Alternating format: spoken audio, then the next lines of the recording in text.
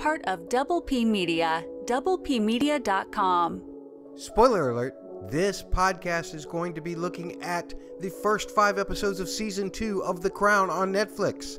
If you haven't seen those, catch up so you can join us. You've been warned. You're listening to Podcast Lilibet. Philanderer, Philip Philanderer. Philanderer, Philip Philanderer. It's a double P, Philip Philanderer, on a double L, loot luncheon, and you know he ain't lunching. He's a fly boy doing spins and rolls, but is it in the air? Nobody knows. He wants baby name changes, always rearranges, fixing up an old house, makes his wife a mousy sister louse. Jealous of Portrait because of his sword, can't be fair, leaving her hanging there. It's a double P. Philanderer, Philip Philanderer. Philanderer. He's just a smug bastard. It's a double P. Philanderer, Philip Philanderer. Philanderer. He's just a smug bastard. It's a double P. Just wishing Charles was better at fishing. Gonna get on a boat and float under suspicion. Recognition, demolition, get ready for ignition. The royal tradition. Bastard. Philip, get your ducks in a row, just like the end of the first show. That's when Daddy let you know that you have one job. She is the job. She is the essence of your duty. It's a double P. Philanderer, Philip Philanderer. Philanderer. He's just a smug bastard. It's a double P. Philanderer, Philip Philanderer. Philanderer, Philip Philanderer. It's a double P. Philanderer, Philip Philanderer. Philanderer, Philip Philanderer. It's a double P. Philanderer, Philip Philanderer. Philanderer. You guys think DJ Khaled is litigious? I was just wondering if, every time he writes a cease and desist letter, he says, yeah, another one. When I went back and listened to this rap song, I realized that it sounded an awful lot like the Bag Alert commercial for Wendy's. Yeah. Hello from Kensington 3472. You might recognize that number as Tommy Lassel's, because just like Tommy, no matter how badly you want us to stay away, we just keep coming back. Welcome to podcast Lilibet, your number 1 podcast covering the crown in Estonia. That's right. We're number 1 in Estonia. We love that country. And we're also going to be talking about season 2, episodes 1 through 5. That covers most of the Philip and Elizabeth's story saga, as well as a little bit of Margaret and Lord Altrincham. Is that how you say his name? I'm not sure. Somebody will correct me, because I am just a rambling guy who always has a couple of great co-hosts with me. But first, I guess I should introduce myself. My name is Quadruple M. Quadruple M? Yeah, that stands for Mediocre Moderator Matt Murdock. But you can call me Hey You if you wish. Also, that works. And we're going to be covering these episodes in depth. We're going to be looking at some history behind these episodes, playing some fun games along the way, and covering your feedback that we've gotten. We thank you all so much for the feedback. We'll tell you how to contact us here in just a second. But first, I got to introduce the 2 experts on the show, since I'm the rambling guy. And the experts today make me feel like Billy Wallace. My first guest host makes me feel like Billy Wallace because no matter what I think, when I have a point about Philip, it's just going to end up with me getting dragged to a duel, that's a double D, and shot in the leg. And that is by our wonderful co-host. She's at Hunt Pants on Twitter. Holly, please don't shoot me. Don't cry before I do. That's it. It's a real test of character, so just don't cry, please. Well, I'll try not to. My other co-host also makes me feel like Billy Wallace because I just want to marry him.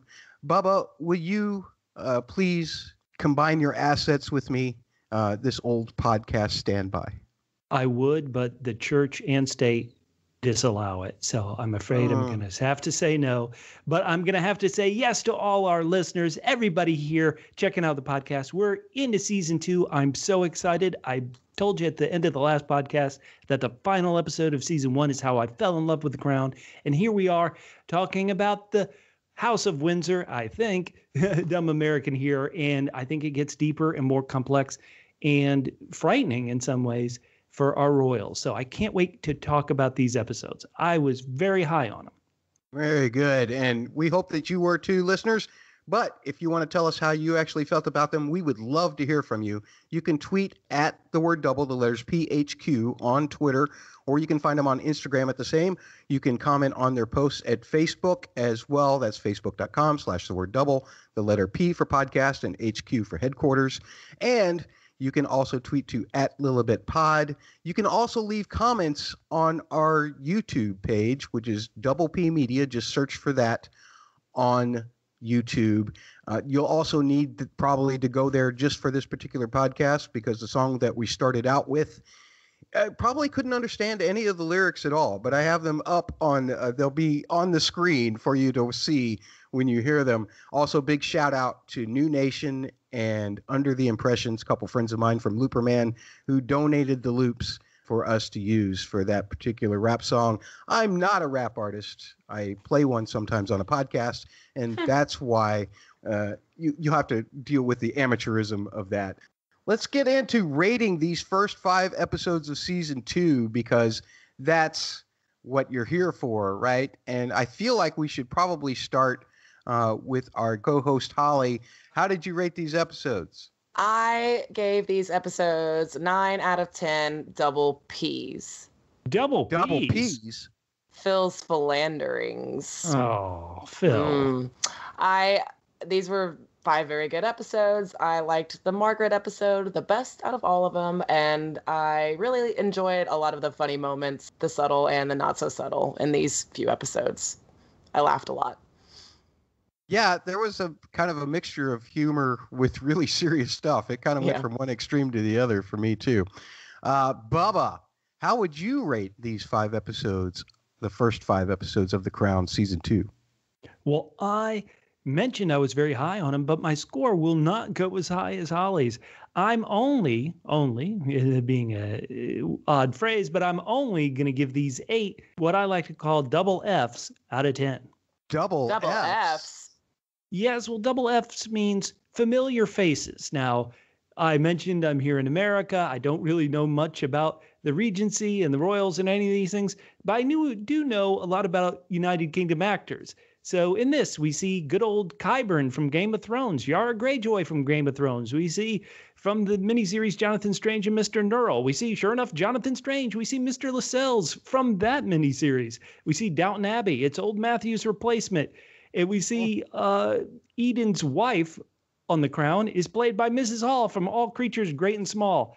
UK, hire some actors I don't recognize. I didn't recognize Claire Foy from anything, and so it allows me to kind of turn off my brain, and when I see her, I see Queen Elizabeth.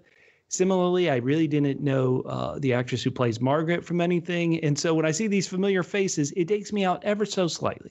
That really didn't affect the 8 out of 10. 8 out of 10 for me is still a great score because, oh my goodness, once again, we're getting deeper. We're getting into real world turmoil. We keep hearing about how the Queen and her family's father had to deal with the Great War and in World War II. And now we are in the crisis emerging and crisis averted here in the 50s and 60s. I think it's really good. Well, I would like to give this, I'm going to go right in between the middle of you two guys in the way of my double. What I'm going to do is I'm going to give it 9.3, which is the highest score, but 9.3 out of 10, what I like to call double Fs. Double Fs?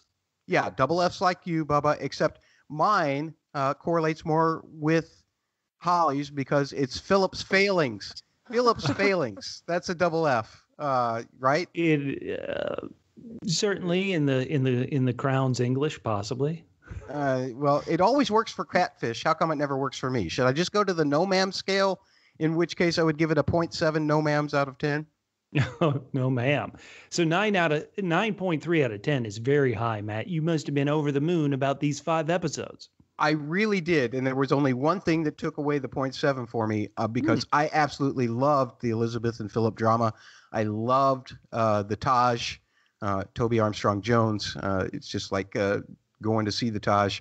He's so magnificent. And the only thing that I didn't like was the chronological order of the last 2 episodes of this set of 5 because the Taj happened in 58, whereas the Lord Altrincham happened in 57. not that big of a deal. And I understand why they did it. They probably had to move the Margaret stuff up for episode order simply because we hadn't had enough of her in this season after the first 3 episodes, focused almost specifically on Philip and Elizabeth. So I understand why they did it. It just kind of made me feel a little wanky. And on top of that, unlike Holly's impression of the humor, I found that 5th episode, Marionettes, was really difficult for me to have, being so almost over the top funny at the beginning and so serious at the end between the Queen Mother and Elizabeth and their attitude towards the Commons. That was a little weird for me. So that took up maybe off a 1/10 of a point, but still a fantastic set of episodes for me to watch. And we do, again, want you to tell us what you thought. How would you rate these episodes? Give us your doubles and send your tweets to @theword_double, the letters PHQ on Twitter, or you can send them to @LilibetPod on Twitter, @LILIBET pod on Twitter. And we'll be happy to include your stuff in the next podcast as part of our feedback.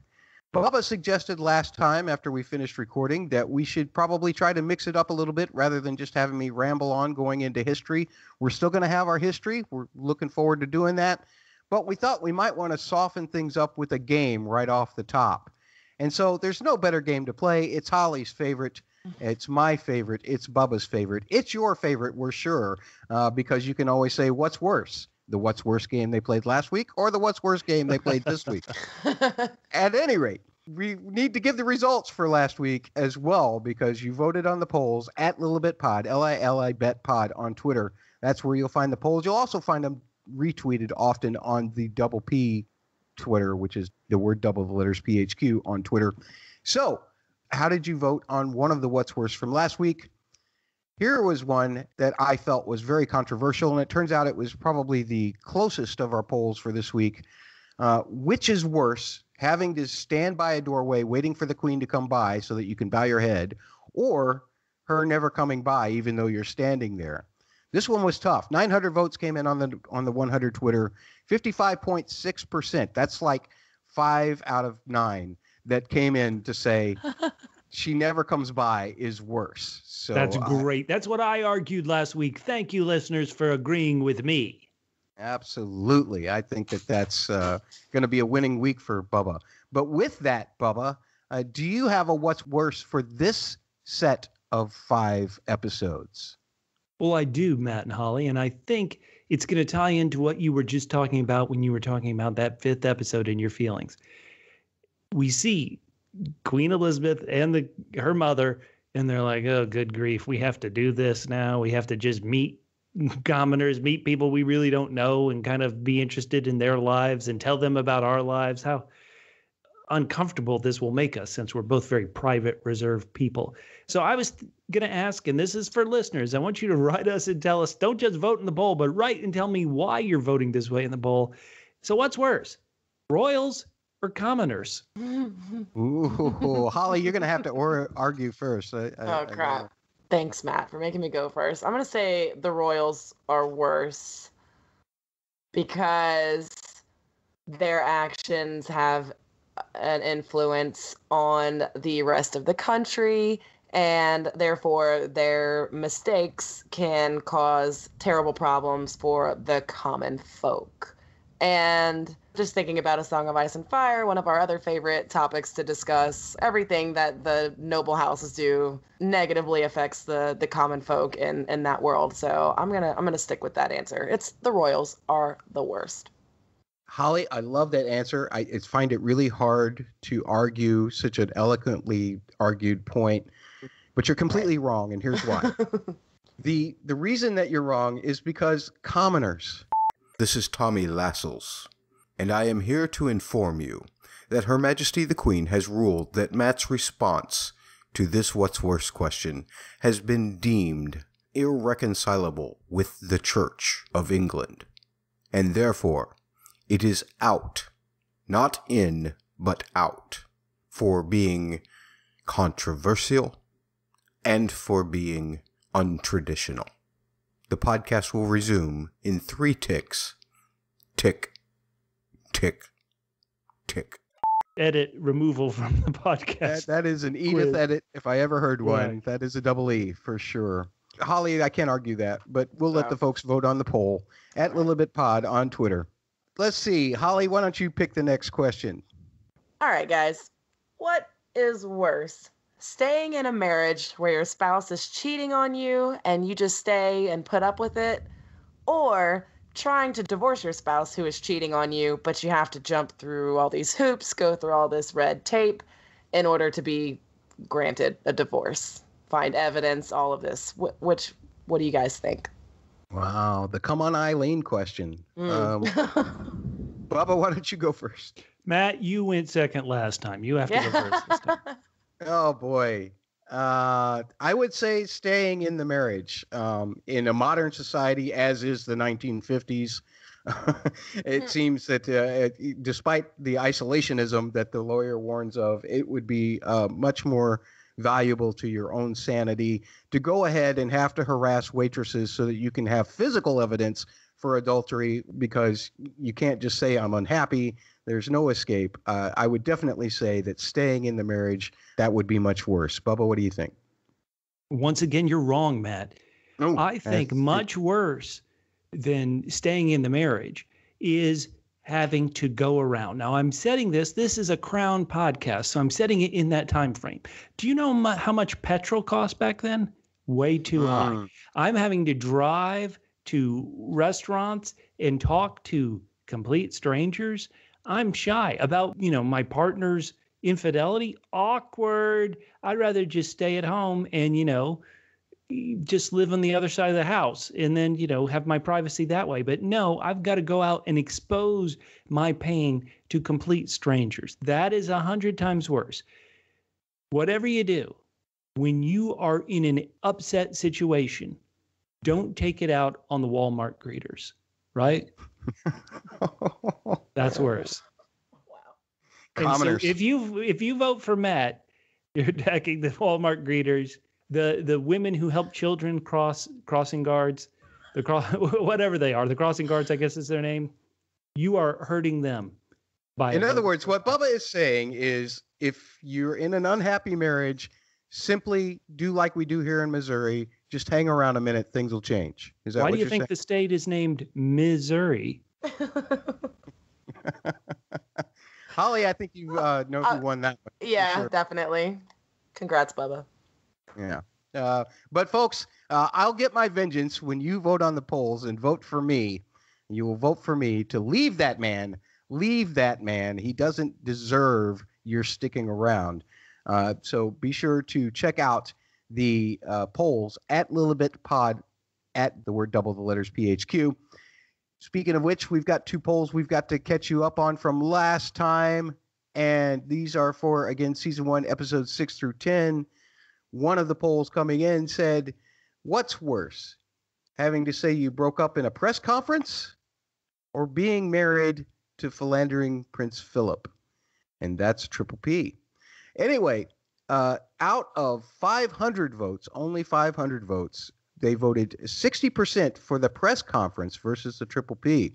So practically 3 out of 5 of you voted for the press conference being worse. So that's another win for Bubba, I believe. Is that not correct? Did you not argue for the press conference being worse? I'm a man of the people. Yeah, evidently. The other poll that we had from last time, 700 votes on the 100 Twitter. And that was, what's worse out of those episodes, waiting 15 minutes for a call to your sister to get connected, or having to ask your sister for permission to bring your own dinner date to your own house. Wow.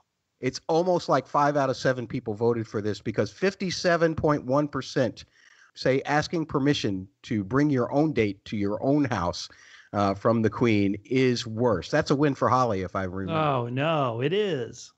It is. Yes, excellent. This week, here's my question for Holly and Bubba to argue. All right. How about this? Potentially losing to your wife in a speech-making contest because she did best you, buddy. Or potentially losing to your best friend in a beard-growing contest. What do you think, Holly? Why is the speech making a contest? I'm gonna not argue this. You can't argue the premise of the question. You have to. Okay. I'm gonna say, I guess potentially losing to your wife in a speech making contest. I feel weird making this argument, but it would be worse to lose to your wife, who is way more practiced than you are in making speeches on a regular basis. So I love these games so much. Listeners, can't you tell? Bubba, your turn. All right. So, admittedly, as I want your vote, listeners, nobody remembers and I'm talking as an American here, so this is maybe a bit unfair. Nobody remembers presidents who don't have beards. Like Lincoln, we remember. Millard Fillmore, who the hell is he, right? How about the Crown? We all remember kings who have beards like Henry VIII, but Henry V, clean shaven, never heard of him, right? Maybe. So yeah, I think losing in a beard making contest on a ship full of seamen, and I mean sea men, then I think that's the worst. Folks, put that on the poll. I'm not even going to pick a winner for that one because it was my question. And yeah, I don't feel like I did a very good question. Anyway, at Lilibet Pod on Twitter, at LILIBet Pod on Twitter, or they may be retweeted as well at the word double, the letters PHQ. That's P for podcast, HQ for headquarters. We've had enough fun with that. Let's get into some of the new characters that we were introduced to or became more familiar with in these 5 episodes. We'll start with that Aussie, Mike Parker. Oh, yeah. He's been around a lot before. We see him all the time going to those lunch clubs with Philip in the first season and basically just being attached at the hip to Philip. But he becomes a lot more integral to the storyline in these episodes. And he did serve as Philip's private secretary until he resigned during his divorce scandal. Daniel Ings, who is somebody who I'd never heard of before I saw this series. Perhaps he's more familiar. Are you guys familiar with this actor at all? No, especially when he's under that disguise of a beard. I've never seen him before. Mm-hmm. Wait, I thought that'd make him memorable. It did. I remember who he is. I remember I've never seen him before. You just forgot that you had seen him all through season 1. That's all. Yeah. Right, exactly. Well, what about his wife? What kind of impressions did Eileen Parker make for either of you? She is the wife of Mike Parker, and her divorce filing is what caused a lot of trouble for the Crown with the press over and regarding the royal marriage, and at least in our dramatization here, also caused a lot of problems for Elizabeth and Philip themselves. Played by a lovely actress by the name of Chloe Peary, I believe is how you pronounce that name. I really liked this performance myself. I thought it was a very strong performance, the way that they wrote this character and the portrayal of it personally, because you like to see a woman standing up for herself, especially when you think about it being in the 50s, where that was not the norm, I don't think, anyway. Eileen Parker is a hero. Okay, hero there you to go. all women. Loved her. It was great. She was fantastic. I agree with you, Matt. Very strong character. I loved how she stood up to everybody. She didn't care. She just told them all like how it was. It was perfect. Right down to her own lawyer. She said, you just wait right here. I'll be back with evidence, you bugger. I love that. That was fantastic. Bubba, any thoughts on Eileen? No, what's interesting is that occasionally, here we've been talking about royals and commons and things like that, House of Lords, House of Commons and such. But this character, what was so great about it is it was finally somebody not quote unquote a commoner, but it was like, here's common sense. Here's somebody with their head on straight compared to all these other people with their priorities completely out of whack, not minding their own business. And she portrayed it great. And that's why it was so fascinating to me. Harold Macmillan, Elizabeth's third prime minister. There's a great line in the second half of the season 2, but I'll save that for when we get to it. But this is, he was the person who succeeded after Anthony Eden had to retire due to health, as he so said, which the health was the Suez crisis disease. But He's played by one of our friends from Game of Thrones, Anton Lesser, Bubba, who you mentioned earlier. No better person to play a prime minister than Qyburn. Is that not true? The one thing about his character on Game of Thrones, and spoiler alert if you haven't seen Game of Thrones, but Anton Lesser plays a character who's always very confident in himself and his abilities and his position in the world. You don't see that character having much self-doubt. And then this character here, where he's playing this prime minister, Harold Macmillan, who kind of has a lot of doubt, it feels like, a lot of internal, suffering. Like when he goes, he's just really a fascinating turn for this wonderful actor. And I thought he was great. Excellent. His wife, Dorothy Macmillan, has her own lifestyle. She was the wife to Prime Minister Macmillan, and it's well documented that she had a very long affair with Sir Robert Boothby, who was a conservative politician.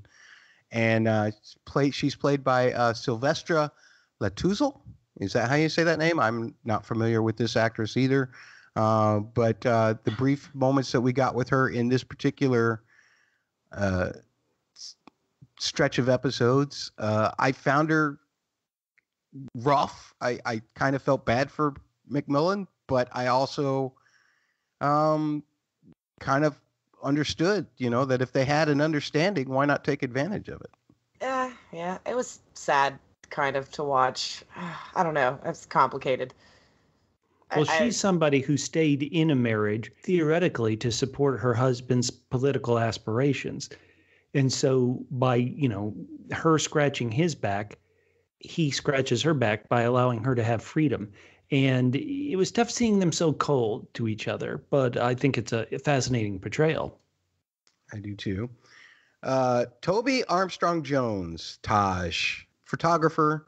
He got involved with Margaret after they had their photo session for her, I think it was her 28th or 29th birthday, played by Matthew Good, who you might know as Matthew Claremont from Discovery of Witches these days. He was also, of course, in Downton Abbey and in The Good Wife. If you're an old school guy like me, you might know him from that as well. He's a beautiful person. I loved him in this particular episode because he finally got some fire under Margaret. The whole thing with Peter, for me, was felt like an older man just taking advantage of a younger woman's naivete. But this felt more like this particular episode feels much more like a seduction. It was sexy. And I really think they chose a good actor to play this character. What did you guys think? I don't know if I agree with you, Matt. Well, say it.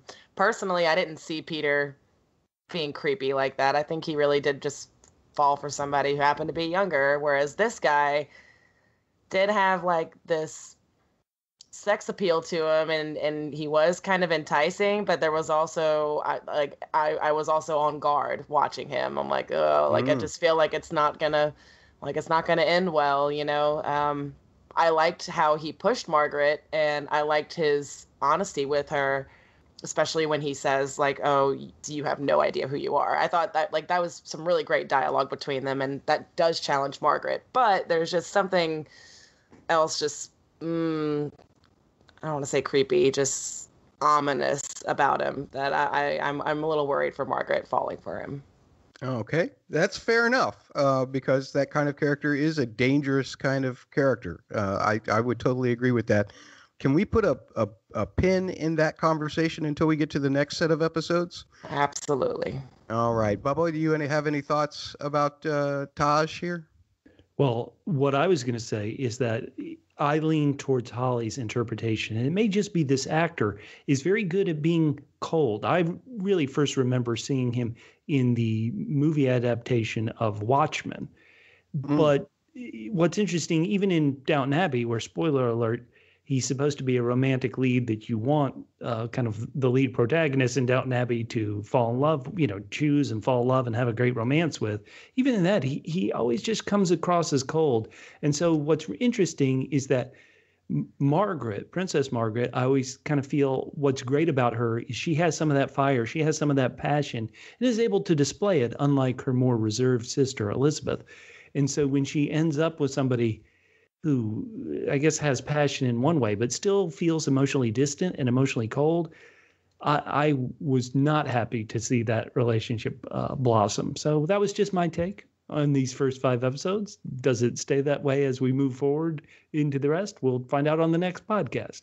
Absolutely. And we do have some one-offs to talk about real quick. Lord Altrincham, who we probably more famously know as John Grigg, the writer, he was the one who wrote all of the stuff. He was the peer to the Queen, the one who was writing all the nasty things about her in his own publication, which got spread on by the press. Played by Billy Boyd. No, wait. Played by John Heffernan. I swore to God, the first time I watched this episode, I swore it was Billy Boyd. I just kept waiting for him to sing. How? How? I don't know. He just looked like Billy Boyd to me. He did. I remember him. I remember him. Oh man, sorry, Matt. I remember him so much as the spoiler alert, evil Mr. Lascelles in Jonathan Strange and Mr. Norrell. That here seeing him as a good guy kind of threw me for a loop. Interesting. Well, the woman who eventually actually became his wife was Yara. That's Marion Patricia Campbell. She eventually married John Grigg. I think they adopted 2 kids, if I'm not right, but it's Gemma Whelan playing her. So more Game of Thrones alums coming in here, which we love. And I thought that she did a really good job of playing that character. Any thoughts about Patricia here? She was great. I loved her. It was so different. She's almost unrecognizable at first, just because her character is way different than Yara. But it was nice. It was nice to see like a softer side to her. So good job. I agree. And one final kind of a one-off. I don't know if we saw him in any of the parties before when Margaret was, or if we'll see him in parties later. I doubt later because of what happens in these 5 episodes. But Billy Wallace was, for a brief time, Margaret's double F. Double F? Yeah, Felonious fiance, because he did a lot of really, as soon as he was engaged, that's when he started having fun. Tom Durant Pritchard, he's the one who played him. Lots of interesting things about this dude. Actually, the reason that the marriage broke up, from what I understand, is because he ran off to, maybe it was Bermuda, maybe it was the Bahamas, but he had a little bit of a fling there, and that's pretty much what ended things for them. But I patterned myself after Billy Wallace, as you just heard at the top of this podcast.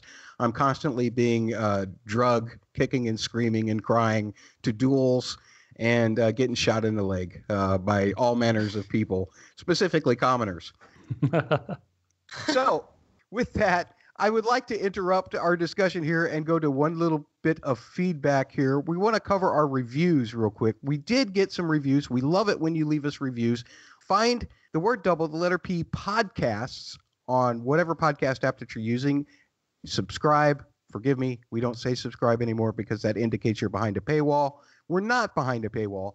Follow us there and leave a written review wherever you can, like in Apple Podcasts or whatever. And that's where we got these. But we actually got these for the Lilibet feed, which you can also find these podcasts on. We just want you to go to the Double P podcast because Bubba's the one paying the bills. And we want you to leave reviews there. But these came in on the Lilibet feed. This one from Joey, 151785. It was on the 4th of May that the 5-star review came in. Thank you for the 5 stars. The best The Crown podcast available. I'm not sure if that's a compliment or not, but says, just started watching The Crown, and I love to watch a show, then listening to thoughts and insights after the fact, and Lilibet does just that. I can't believe the lack of podcasts for this show with how popular it is. Any who are looking for insights, discussions, and more show, definitely check out this podcast. Thank you. Thank you. Thank you, Joey. Thank you. And one other review to get to before we get into our episodes. This one from Naomi Burton, which was left on the 6th, also on the Lilibet feed. 5 stars. Once again, we appreciate those stars and this review. And it is titled, Thank God, which is exciting. More recaps coming. It's like listening to the Algonquin Roundtable explain The Crown. Well done, you. Well, I think it means that we don't know anything about the royals. This is true. But thank you for that review. 5 stars. Thank you so much. Love it. Well, there were 5 episodes that we're going to be talking about today. We're going to group them by storylines rather than by episode in this particular case, because the one main Philip and Elizabeth storyline took over the course of 3 episodes. But the episodes that we're looking at are Season 2, Episode 1, Misadventure, Season 2, Episode 2, A Company of Men, and Season 2, Episode 3, Lisbon, which were all written by Peter Morgan and directed by Philip Martin.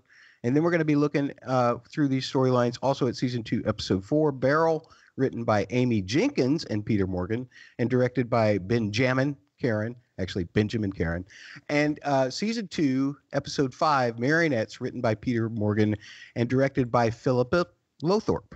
And we'll just start with the main storyline that takes over these 5 episodes, and that is, of course, the Elizabeth and Philip storyline. Philip gets encouraged about his tour, and his and Elizabeth's relationship seems to be doing a little bit better, complete with star jumps in bed, which is wonderful. The Queen wants to leave her camera as a surprise gift for Philip, finds a picture of a ballerina instead. Ooh. Awkward. Cold exchanges, yeah. Hashtag awkward. Cold exchanges until Philip leaves happen. He does get the camera, but instead he gets a double N. Double N. Double in. A new note saying to remember your family, as opposed to the one that she was going to write, which seems rather cold. When Uncle Louis Mountbatten comes calling regarding what's happening with Egypt, he also tells Elizabeth to just put up with Philip's wildness. She goes and checks out the ballerina. That's Galina Ulanova at a ballet that's performing in London, and that's all as Adams's Gazelle Act 2 is playing, and she refuses to meet Galina when she's asked if she wants to. Meanwhile, Mike Parker is writing back to the lunch club about excursions in Ceylon, Malaya, and New Guinea. Then phone calls don't seem to be so good. The connections from boat to land in 1956, not so good. Philip can't hear the Queen when he calls. He gives a speech before they all take off for Australia, revealing his love of the Royal Navy, how much he misses it. And he starts giving speeches in Australia as part of the tour for him to open the Olympics. And a reporter is watching and smiling. He takes it a way that he wants to take it. And he decides he wants to grant her, an interview. Queen Mother and the Queen watch Philip open the Olympic Games, and of course, the Queen Mother takes credit for sending him there, which doesn't seem like such a good idea now. Mike Parker sets up the interview with this reporter, but guess what? Philip read it completely wrong. It's an actual interview. Lots of things about Philip's past are brought up, which bring up some stirring memories for him as the trip continues. He decides that a beard growing competition should fix all of that. It doesn't really work. Meanwhile, Dean and Charteris have come up with a plan for the Christmas speech to have Philip talk about marriage. And through their speeches, they each reach out to each other kind of under the radar, and Elizabeth's not so much. And they make each other miss each other. Philip sends some of his films ahead to Elizabeth. She shows them to the family, reading his letter as they watch. Just as things are starting to warm up again, Dean has to tell Elizabeth about Eileen Parker's divorce and what it will mean for the press in regards to the royal marriage. With this on her mind, she tells her new Prime Minister, Macmillan, that one must accept one's own part in any mess in regards to the Suez Canal crisis that is also going on. She also goes to see Eileen Parker. She reads the letter that Parker had written to the lunch club. After the news gets out about the Parker divorce, which we'll have in a separate Parker storyline here, Philip asks for Mike's resignation and then scolds him for breaking the rules. He leaves the ship in Gibraltar. After Parker resigns, the British press starts to lay off, but the foreign press does not lay off. Lascelles is brought in to brief the Queen and the Queen Mother regarding the scandalous headlines. He makes a suggestion that the Queen go to meet Philip in Lisbon. Several things are arranged to look a certain way. The Admiral summons Philip up on the ship to give him the instructions, which include a crazy tie with hearts and a hat to be taken off before meeting her on the plane. The first scene of the season that we actually see and the last bit of this storyline plays out as on the royal yacht, the staging for the press hasn't worked, and the Queen and Philip argue about how to fix their marriage. She complains about his double W. Double Double W. W. Yeah, whining and whinging. And for Liz and Phil, the D word, of course, is not an option. So Philip demands that he be made prince instead. And so she does it. After being serenaded with poetry and photographed regarding all of this prince stuff, he visits Mike Parker, his old friend, who is going to go home back to Australia, his divorce being finalized. They say goodbye, but not before discussing the plan for the prince and the queen to have more children. And they also discuss Elizabeth's coolness towards Charles because he is the heir to the throne. At their 10-year anniversary, however, later, Philip does make a touching speech regarding his wife. Holly, I'm sure you have lots to say about this storyline. I just made a list of all the times Philip was a dick in these episodes. No. Hey, now. Philip was a Richard? Really? Oh. He was a Richard, a big time Richard. So, he went on a 5-month stag party. The canal stuff he mansplained to Queen Elizabeth. While he's on that trip, when Elizabeth writes him a letter, he reads it to all the boys. Didn't like that. And then when Elizabeth gets her haircut, he has awful things to say about, like, hey, I thought you wanted more children. Why don't you look more like Jane Mansfield or Rita Hayworth? That's not a very nice thing to say to your wife. As for the good things, well, the ballerina picture obviously was bad. But the good thing is he rescued a man on his trip. So good job, Philip, for rescuing that man. In all seriousness, I was moved in the few moments during his trip when you could tell he was homesick, and when he heard Elizabeth's speech, how moved he was. I thought that was really, I feel like when he is feeling Elizabeth, it is really sweet and genuine, and he does love her, but it's really hard to ignore all of the other crap he pulls. So I had to just make this list. I'm sorry. Just to prove my point. I think it's a good list to have. I do. I think it's an excellent list to have. Bubba, do you want to expand on that part or any other part of this storyline? Well, one thing after Holly just spoke is I definitely don't want to defend Philip. I mean, holy smokes. Please try. No, well, what I would say is, once again, I said this on previous podcasts, and that is Philip, you can understand some of his frustration, some of the ways that the position he's found himself in kind of chafes against who he thinks he needs to be as a man, who he is as a person. But you always wish he would take a better way out. Now, I'd say a glass half full, a rose-tinted glasses way to look at Philip is that he really just did need an escape. But even in his escape, he knows that he loves his wife and he loves his children. And so I agree with Holly. He does not present a very pleasant picture in these episodes, but I do feel that underneath it. And I think Matt Smith does a great job portraying this guy who came from an era where the man's the man wears the pants. And he's slowly, constantly, I should say, getting hitting the jaw with his assumptions. So I thought it was fascinating. I agree with you, too. Everything you said about where he's coming from, I 100% agree. And I could understand from his perspective how that'd be really challenging and tough for him. But yeah, it is hard that doesn't necessarily excuse the bad infidelity type behavior. So. No, definitely not. One thing that I will say is that I feel like that the majority of my opinion about Philip, more so than seeing it on screen, other than with that one press person who he then realizes, I feel like that's the biggest lesson that he learns the whole trip, is the fact that, he thought, I can get away with this, and then he realized that he was in trouble. And the thing that I will say is that my opinion of him darkened mostly through Mike's letters back to the Lunch Club. And that's Mike writing these letters. And I don't know how much I trust Mike, what he's saying in some of these. Just because Mike did these things, and it's clear that he did, we hear the contents of the letter that Mike wrote being read to the Lunch Club. And that's the letter that Elizabeth reads. And none of it truly implicates Philip himself. So Granted, Philip was all, I think one of his worst things was that he just said, yeah, I don't care if what you do with, in regards to cheating with your wife. You broke the rules in regards of telling anybody about any of this because of what it could do to the crown. I don't see Philip as being quite as reckless as Mike makes him out to be in these letters. But it does color a very dark picture of the man.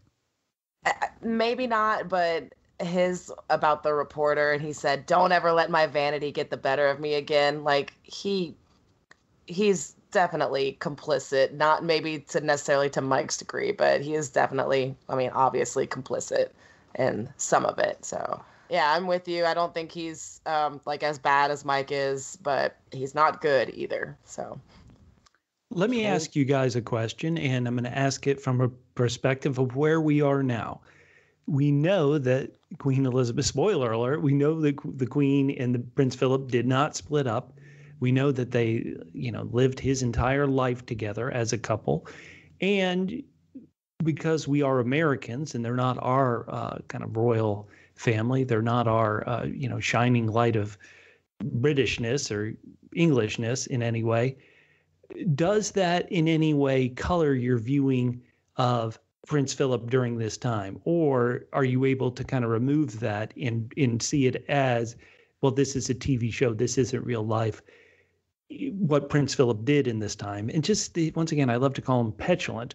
His petulant behavior is unforgivable. I guess I'm asking you, Holly, because you are so tough on the character being so bad. Am I looking at it from like today's perspective? Is that how I'm judging him? Well, I guess I'm asking, in any way, does the fact that they're going to live their whole lives together, does that in any way warm Prince Philip up? Or is it, no, this is a TV character, and in these episodes, he's just the worst? More the latter, because Okay. I've never been married, but I understand marriage is not an easy thing to undertake, and there's going to be good years and bad years. And if you look at it like royal family stuff aside and just being a marriage, some of this is probably very normal, and couples work through it or they don't work through it. But being who they are, and especially their involvement with the Church of England and how divorce isn't an option, they have no other choice but to work through it. And that's actually pretty admirable, but I don't envy either of them. Well, the royal family isn't the only person affected by this, because just involvement with the royal family can create a lot of problems for other families. It's brought up by Elizabeth, of course, that to Michael Adine, how long what's the longest you've ever been away from your wife, and how does it affect you guys? Just people in the service of the crown get affected, and that is exactly what happens with Mike, although Mike's problems are, of course, a lot more systemic than just working for the crown. I think he would have been doing this no matter what. But that brings us to the double P. Double P. The Parker problems. Oh, and yeah. Eileen Parker is tired of hubby Mike running off with Philip, forgetting the daughter's birthday. And by season 2, episode 2, she's got a lawyer, and she's going to try and get a divorce. But to have grounds, she's going to have to get evidence of his adultery. Eileen tracks down a lunch club worker, asks for some help getting evidence. No dice there, says the worker. Charteris, he's basically playing REO Speedwagon because he heard it from a friend who heard it from a friend. All those friend things. Heard it from a friend of a friend of a friend who's heard it from another that Mike's been messing around. And he tells the heir about the divorce rumor. That's Adine. The lunch club worker actually returns to Eileen and says, I'm not going to make you work anymore. I'm the mistress, but I'm not going to testify because I'm not going to betray myself in that way. Charteris and Adine realize the gravity of the stories that are now beginning to circulate. And Mike Parker keeps writing these letters to the lunch club. The worker ends up snatching one to get Eileen that evidence. And Michael Adine gets a heads up from Eileen's divorce lawyer that the proceedings are about to begin. So who does he call in? Well, the person who can fix everything, Tommy Lascelles. He's got to call him in for advice. Tommy does come in to help. He has to tell Elizabeth that she was the one who actually gave him a car and a driver for a retirement gift, which she evidently didn't know. Tommy plays Eileen a double C. Double C? Double C. Yeah, coincidental call. He just happens to be reading a book at a bench. That's a double B, and tells her no announcements about the divorce until Philip returns. We then get another double E, an enraged Eileen, and Tommy has to call Adine and tell him that it's time to tell the Queen. And Adine does tell her on the trade ride home from Sandringham. Mike gets notice on the ship that the palace has been informed of a divorce, and Parker has to tell Philip about it and the letters to the lunch club, and he gets dismissed. Elizabeth visits Eileen and learns that the divorce has been inevitable for some time, but Eileen does show Elizabeth the letter and refuses to hold off the announcement of the divorce. The newspapers naturally go crazy, which leads us into the Lisbon storyline from earlier. What on earth was Mike Parker thinking? I mean, as a band member, I know that what happens on tour stays on tour. You just don't talk about it except on tour. And, you know, we all know the old saying, what happens in Vegas stays in Vegas. I'm not endorsing these behaviors. I'm just saying that of the worst behaviors, Mike blabbing his mouth was the worst about it. I definitely admire Eileen's courage to fight for herself. As Holly, you said earlier, she is a hero in this story, and I loved her, the way she stood up to everybody, including Tommy Lascelles, and really the Queen even. So I thought that was fantastic. Who has thoughts? On a lighter note, when Adine gets the letter and he has to call in the big gun, Tommy, who, when he calls him, happens to be holding a big gun. That made me laugh a lot. Yeah, I think I kind of covered everything. Kensington 3472. Yeah. Poor Eileen had to go around and find all that evidence, and that poor waitress too. I actually don't hate her for not wanting to testify either, because that just puts her in a really awful position too, because especially if she didn't know if Mike lied to her about the marriage and, you know, or being single, like, or not having any kids. So, you know, that's tough. Yeah. It's tough being a woman in the 50s. Tough being a woman anytime, but especially in the 50s. God, it's remarkable. And of course, you know, divorce isn't a new thing back then, but it's still this kind of power, to face up against this kind of power, urging her, not even really telling her to not do the divorce, just saying, don't announce it yet. That's just a step too far, in my opinion. And I loved her for standing up to that. Especially the Queen, yeah, that, and everybody involved. Hero, like I said, she's a hero. Go ahead. We've mentioned the hero. Let's get to the villain. And it's Tommy Lascelles. Well, perhaps we can put this out of order. This guy is the worst. The absolute positive worst. And yes, I think what Michael did in these episodes is unforgivable. You want a bath after you watch this creepy dude, you know, who's kind of getting off on being the prince's best friend. But Tommy Lascelles, it's none of their business. Adine, he should be fired by the Queen. I'm all Eileen. Booyah. Nice. I thought that there was some funny moments on the lighter side of all of this, seeing how Adine and Charteris handled this. I thought that their uncomfortableness was quite humorous, and that they did have to call in the big gun, who had no problem being a total jerk. No. You know, it's his favorite thing. I know. It's his favorite thing, and it happens later on too. And he just loves being the bearer of bad news all the time. God, he sucks. Right, here we go. We're here, you know, let's do some Tommy Lascelles here on the podcast. Well, I'm sorry I haven't been recording, Matt. You're going to have to edit everything from scratch. Oh, you just pulled a Tommy.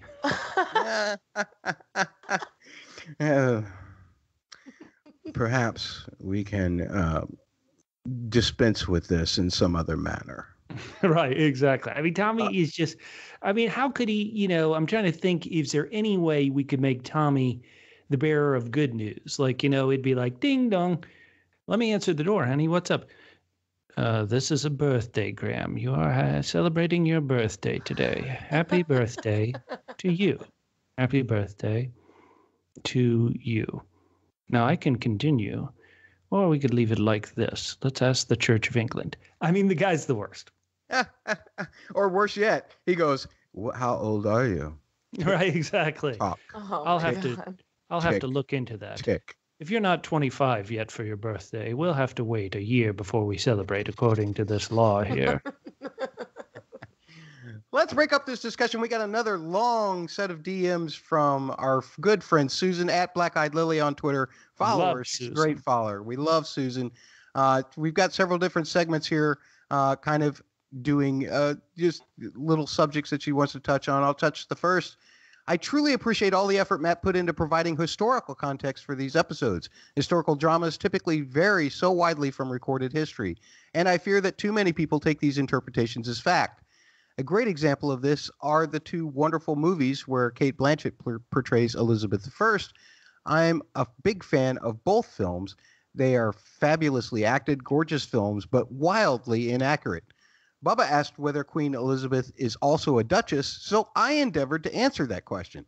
Much of the British nobility have multiple titles.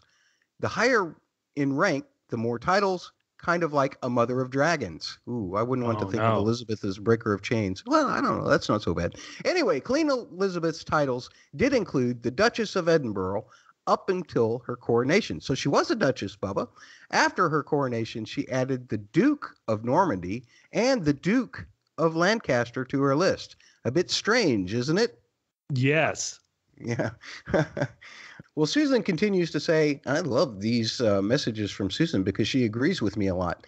I agree with Matt that Elizabeth being jealous of the attention that Peter got in the press in episode 6 of season 1 seemed very petty. This appears to be an ongoing issue with many of the primary characters throughout the series.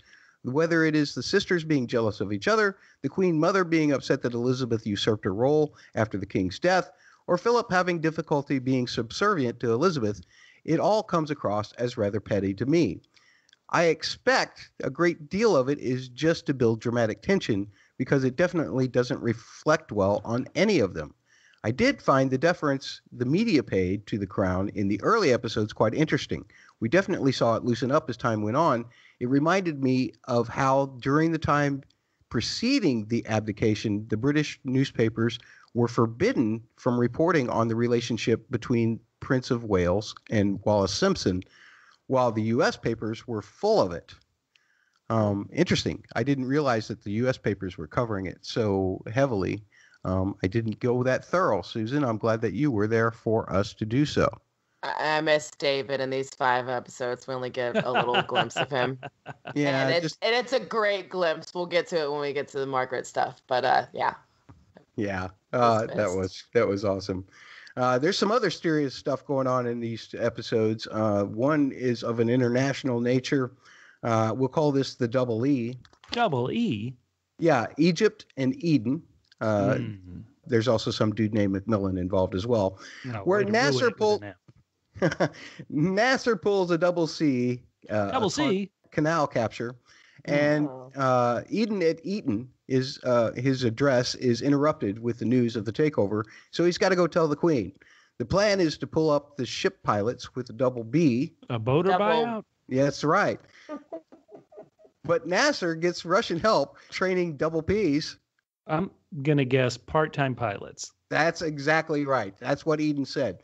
Lord Mountbatten, after an exchange of insults with his wife, as Grand Admiral is briefed on Eden's intentions to join with the French and Israeli forces to invade. He goes to see Elizabeth and tells her what's up. She compares cabinet minutes that she'd been reading because, you know, Daddy always told her to turn those papers upside down and read what's on the bottom first. And she compares it with Eden's lying speech as he's making it on the radio. And the Israeli invasion commences, and she figures it all out by the time that Eden is briefing Elizabeth. She tells Eden that she supports him as England joins the fight.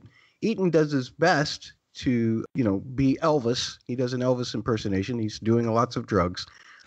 Protests start to happen.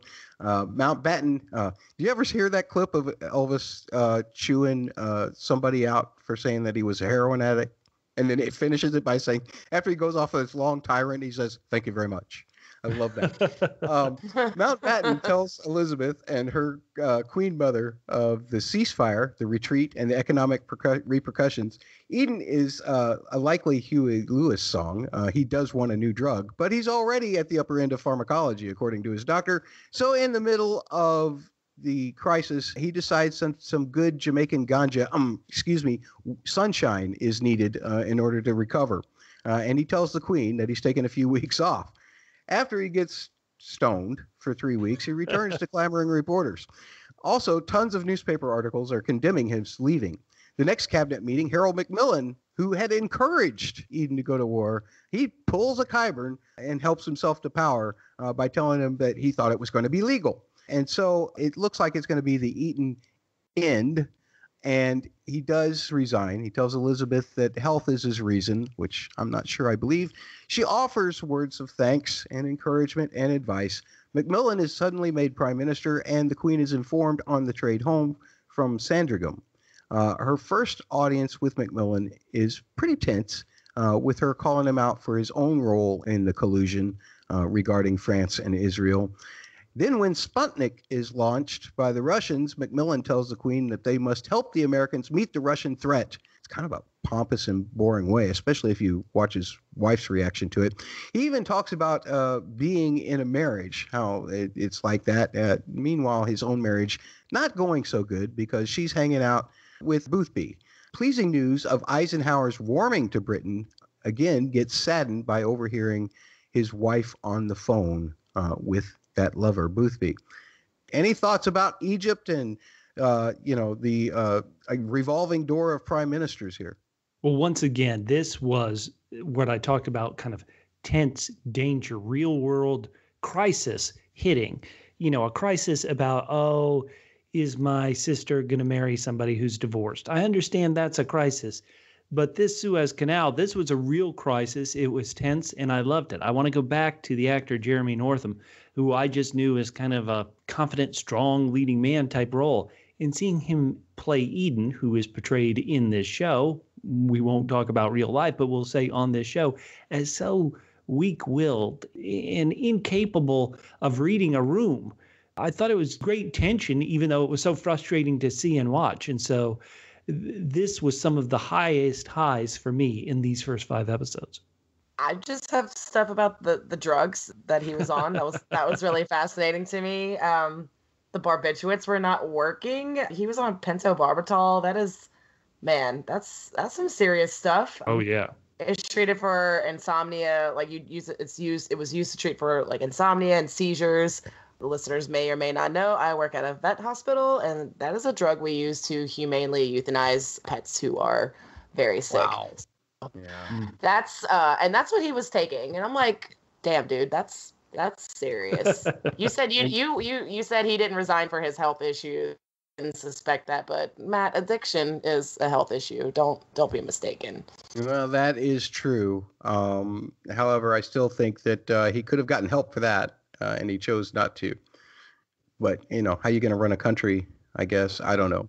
Politically, it would have been death for the party. I think he probably was thinking of the party more so, maybe because of his health. Absolutely. But one of the things that I did admire about the character Elizabeth in this particular stretch was her goodbye to Eden. The whole bit about, sometimes doing nothing is the hardest thing to do. Those words from her own grandmother, Mary. And it puts Elizabeth's position into a context regarding herself and the fact that this position leaves her helpless sometimes. I also just want to harden back to the Philip and Elizabeth storyline. One of the things where I saw Elizabeth being most vulnerable was when she was watching the ballerina. That scene just totally took me over. Just the way that Claire Foy was just breathing.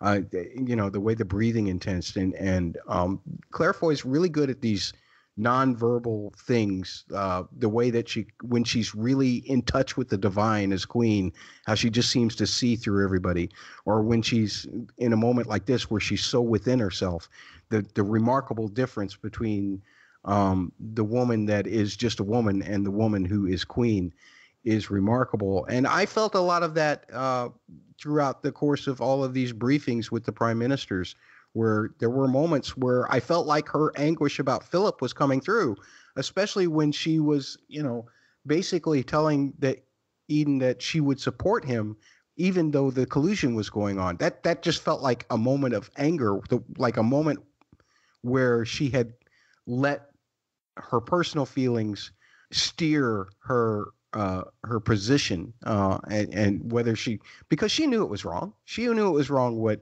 Eden had done, and yet she said something like, the crown always supports the prime minister, which I guess is the case. But if there was any case where the queen should step out, I would think that it would be this moment. I agree with you.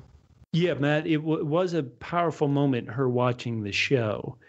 But it's also, sadly, it's a humanizing moment. And so I think we enjoy that as an audience. My heart just broke for Elizabeth in that moment as she was watching the ballerina. Absolutely. Let's fit in another piece of Susan's feedback here. Susan also says in episode 7 of season 1, I really felt bad for the queen in respect to the lack of education she received. I suppose this is accurate in the reflection of the time she was brought up in. I can't help but compare it to the first Queen Elizabeth. Both she and her father were considered excellent scholars in numerous subjects, and while the Tudors were great propagandists, there is a lot of evidence to support this. I was in complete agreement with Holly, hey, that's me, about seeing all the effort for the state dinner with the Eisenhower go to waste. And I also agreed with everyone that the professor was a highlight. As far as the other big issue of episode 7, I agree with Matt. It was the right move for Elizabeth to follow the protocol about what private secretary was to replace Tommy. I know Bubba and Holly feel strongly the other way, and there is a push and pull over when to modernize with the times and when to adhere to tradition. In this case, unless Michael Adine was incompetent, he had earned that position. And I agree with Matt that disregarding this based on personal preference is the very type of action people have warned the Queen not to do. Excellent, Susan. She also talks about more season 1 feedback where she's talking about season 1, episode 8. She said, regarding that episode, the Queen Mother was said to have spent a lot of time at Castle May during the rest of her life. And she did extensive restoration to the castle and the gardens. These days, that castle is open to the public and it's managed by a trust. The gardens are supposed to be a real treat for anyone willing to travel that far north in Scotland. And let me tell you, Susan, I am Scottish of descent, and I've been to Scotland, and I'm not sure I'd go that far north. Man, there are no trees to stop that freezing cold wind. She says, for you, Matt, she says, I think the detail of the Queen adding native flowers to her outfit on her extensive tour throughout the Commonwealth was a lovely detail. So there, she disagrees with you, Matt. She disagrees with me. I had been winning the feedback until that point. It's herbicide. It's herbicide, Susan. It's herbicide. You can't do that to all those plants. I mean, what if that's the one key plant that would pollinate, and you've just completely destroyed a crop? Oh, it's savage. You gotta do it. It's savage, man. It's just savage. Let's move back into Margaret's storyline now, since we've gone through some of that feedback. And as we start out the season, the relationship is still very cool between Margaret and Elizabeth, but at least they're starting to have lunch again. Margaret is still, grudging a lot about the forbidden marriage. She also is the one who actually keys Elizabeth in on Mike Parker and his meetings with ballerinas. And they also mention an osteopath, which, spoiler alert, that's coming in future episodes. Later, as Tommy Steele's song Princess plays, a photographer motorcycles into Margaret's life, and she and the Queen Mother attend a wedding. Her friend Billy practically proposes the practicality, I think that's a triple P, of the marriage to make a point. Maybe it's a quadruple P. She calls, interrupting the Queen and Philip in the same bed again, who were talking about hitting their stride. She tells Elizabeth about Billy Wallace. Her birthday portraits are dull to her, not to her mother, the Queen Mother, though, who knows that the fairy tale is what everyone wants. And that's what Cecil B., the photographer, provides. Worse, it appears Billy Wallace won't even show up for his engagement announcement to Margaret because he was in a duel after being with another woman. And that's quite enough for Margaret. So the anniversary speech that Philip gives saddens Margaret as much as it felt moving in terms of his feelings towards Elizabeth. Not so good for Margaret to hear, and she leaves. As Ella Fitzgerald's Angel Eyes played, a very, very sad rendition of that song, a staff member catches Margaret having, a moment. And the Queen Mother drops by and offers suggestions for pose selections and potential husbands as well. Margaret escapes instead to a party that she's been invited to. And what do you know? The photographer motorcycle guy, who we know as Taj, is attending. He intrigues her with his thoughts and the work that's on the wall, and she ends up asking him to photograph her. He agrees, so long as she is a supplicant. Ooh, intriguing. She tells Elizabeth about the party and Jones, and she's definitely attracted. She goes to the photo shoot, and it's quite an unorthodox method that creates a lot of intense experiences. There's nothing like banging on a desk to cause, I don't know what kind of distraction attempt that was, but it didn't really work all that well because I didn't see much difference in her photographs before or after that he was taking. Attraction begins to develop between them as the picture develops, and it results in a motorcycle ride home, her selecting the Flamingos' I Only Have Eyes for You as the record to be played. Meanwhile, David and Wallace really like Toby's photo that gets up being put in the paper for Margaret's birthday. Yeah, no they one did. Yeah, no one else seems to. Well, I want to jump in because this will be where, once again, I disagree with your interpretation, Matt. And it's because I was so upset by it. It was my least favorite bit of these first 5 episodes. And that is Margaret's relationship with this photographer, in that it feels like they are falling together, just like her engagement to her good friend Billy. It's all metatextual stuff, relationships really because of an ulterior motive rather than a true attraction to anybody.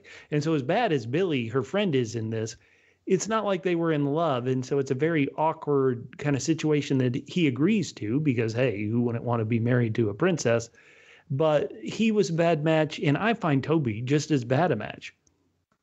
And so seeing a character I had grown to really care about over the first season in Princess Margaret, seeing her fall to this, to this guy who, as far as I can tell, he's just not that into her.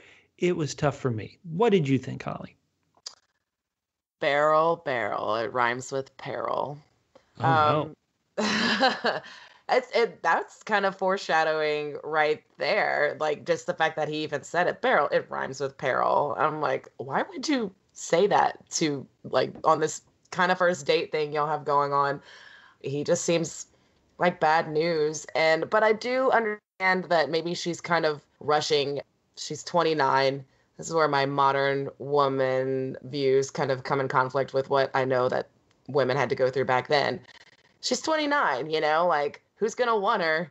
Who's going to want to marry her when she gets much older than she is right now? So I understand her stress dealing with that. I think maybe she just feels like, oh, if she doesn't find somebody soon, like, there'll be nobody. And that stinks a lot to this. Holly, you loved the David and Wallace reaction to the photograph, right? Why? Yes, it's funny because they're the only ones who liked it, and I understand why they would like it. David likes to, as much as he loves the crown and respects it, he also kind of likes provoking. The photo is provocative, and he kind of likes that he's not the center of attention with it, but he gets to enjoy their mishaps. Yeah, Holly. He's getting a kick out of it. Holly, I think you were going for, he likes to poke the bear. Yeah. He likes the bear being poked, even if he's not the one poking the bear. And so, yeah, he did enjoy that a bit too much. I actually think Philip enjoyed the picture too. He didn't really say he did, but he definitely did. Philip and David loved the picture. Everybody else hated it. And that whole montage of everybody's reactions was great. I loved it. One of my favorite reaction was the Queen Mother's, because she's sitting there in bed and she sees it and she puts it down and it's like she looks out the window to make sure that nobody's seeing her see the picture. I thought that was hilarious. Yeah. That moment got me. And McMillan is just like, goodness gracious, like his like perfect. And then Tommy hates it. It's Oh my perfect. Lord. It's perfect. See, I think that's one reason why I like Taj so much, is because he created something that that Tommy didn't like. Yeah, he is interesting. I don't love that he felt like he had to provoke her emotionally and physically to get that photo, but I guess that's what artists do, and I think directors do that to actors in movies to a certain extent. It just felt kind of weird, but I guess it worked. We also got a tweet from Peter when we promoted our last episode, and of course we were talking all about Pete Townsend, and Peter just couldn't resist. He said, "Is that what Peter Townsend did before he joined the Who?" Which I loved. That's great. That's Yeah. great.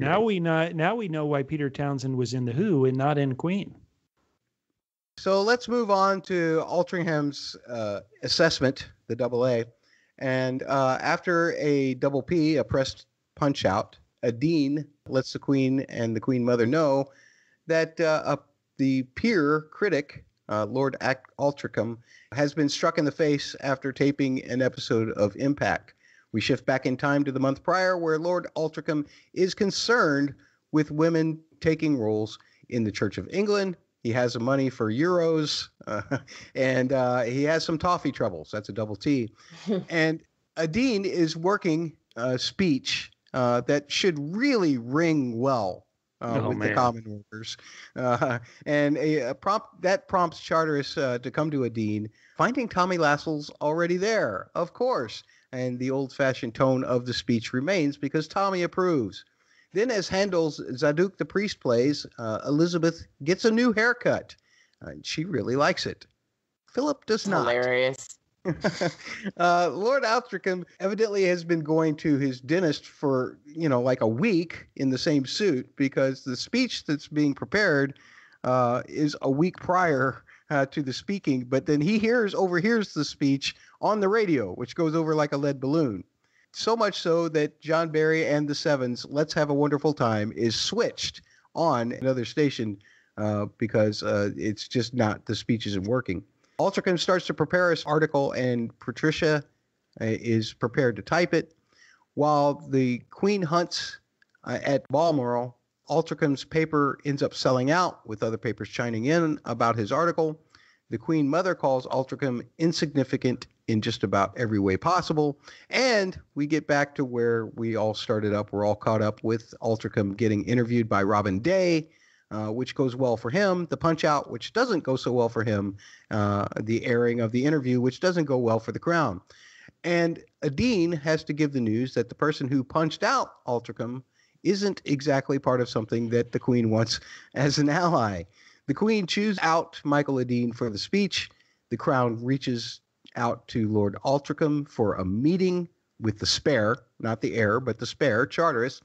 And Patricia encourages Lord A, that's what I'm going to say from now on, to go, but to have a list of suggestions or recommendations ready to go to talk to Charteris about. He takes his list to the palace to find that he is not actually presenting them to the spare, but rather to the Queen herself.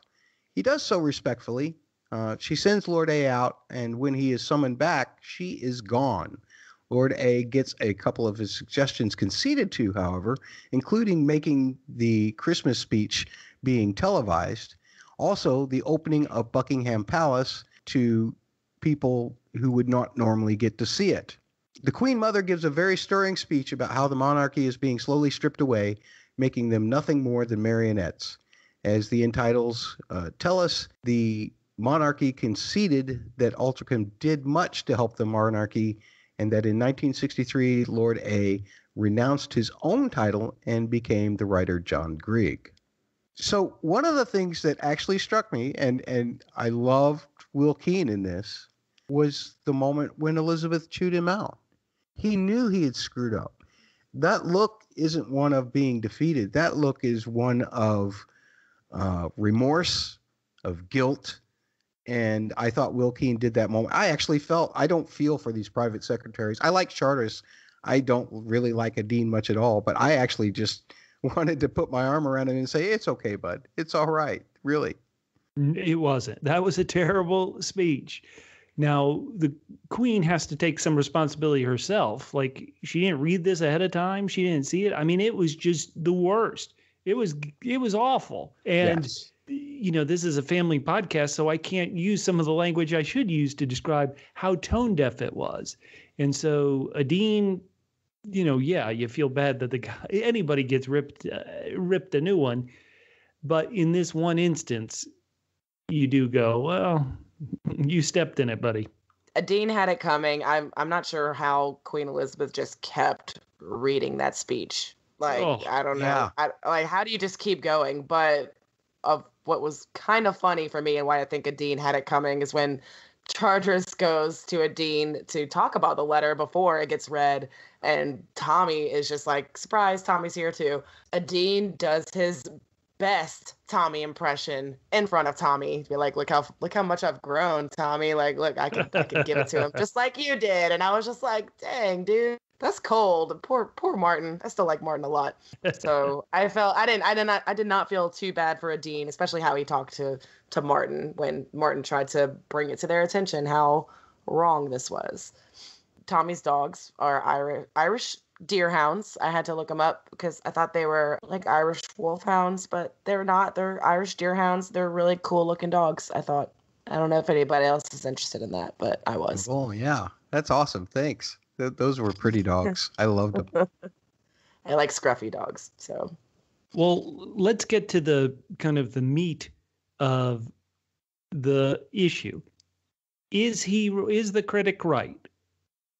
Was he right about everything? I know it in the end of the episode implies that the Crown took on some of his suggestions, but is he right that when your monarchy has transitioned to a figurehead, they do have to adapt with the times? Like, literally, he's the anti-Tommy in a lot of ways. And the show implies that was the correct move.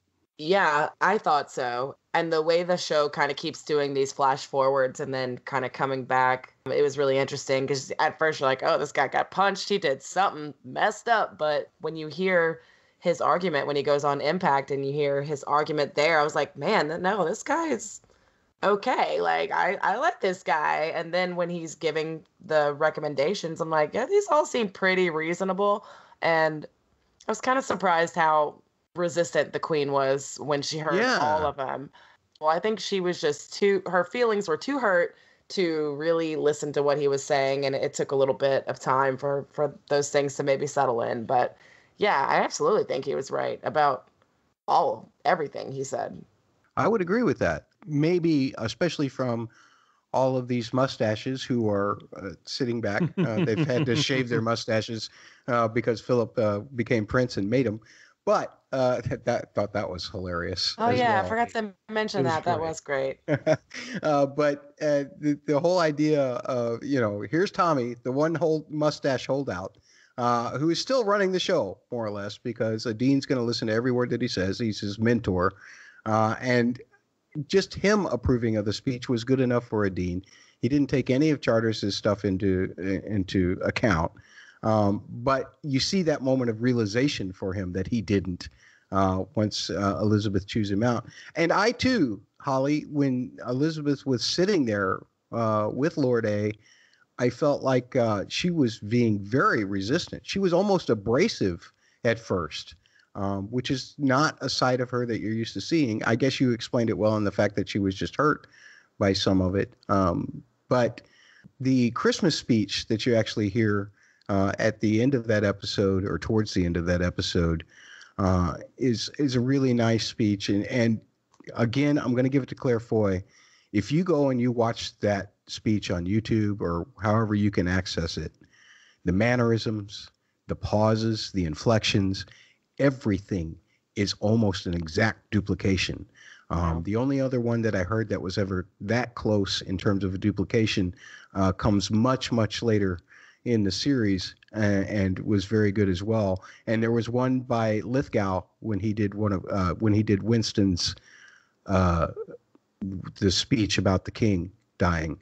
That was a very good portrayal and almost exact replication of the speech, which gives it a really, when you go back and you compare, I just thought that the care that was taken to duplicate that was amazing. Well, Matt, I want to get to the end of the episode, and I know you've always seemingly had a soft spot for the Queen's mother and her reaction at having to let, we've been joking about commoners this whole podcast, but having to let the common man into their home and having to talk to these people. It was another reason why I've never been a fan of hers in this show. And it's like, oh boy, lady, get a grip. You are just figureheads now. You are just marionettes, except that you didn't lose your head or your crown like a lot of royalty did, throughout the 19th and 20th century. And so her attitude, it just turned me off. It turned me against her again.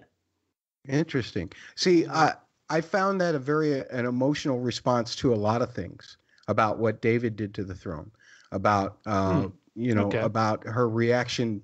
She has, not unlike Tommy Lascelles, she has seen the transition from George V all the way through to this Elizabeth. She's seen a lot of it be slipped away over her lifetime, which precedes Elizabeth's lifetime.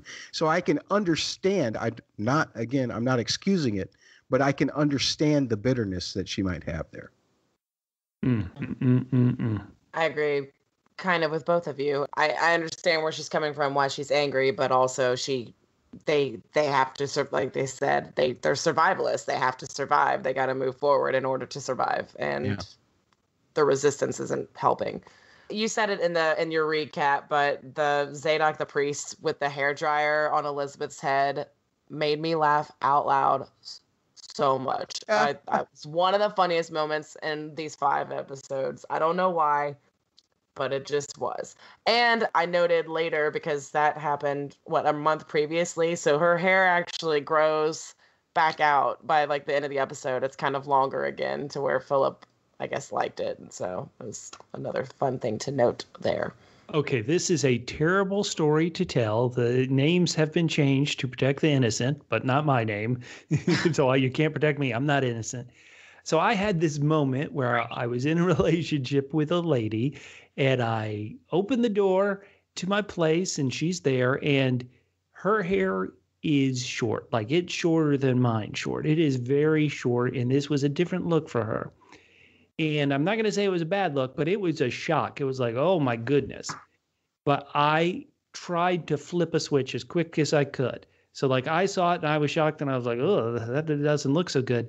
But I tried to flip that switch, and it was not Matt Smith level of acting. And it's tough. I mean, I did flip the switch quick, but not quick enough. Oh my goodness gracious. A shock, though. Awkward. Right. It was a shock that didn't look good. One other little storyline to get to, and then we're going to cover some more feedback here. But Double F is the storyline. Philip family. The catfish joke still isn't working. Okay. During his interview with the Australian reporter, a lot of Philip's past is brought up, which is another reason why I feel like he's been trying to punch up his entire life. She talks about him having to leave Greece in the revolution, how his grandfather was shot, fled Corfu in an orange crate.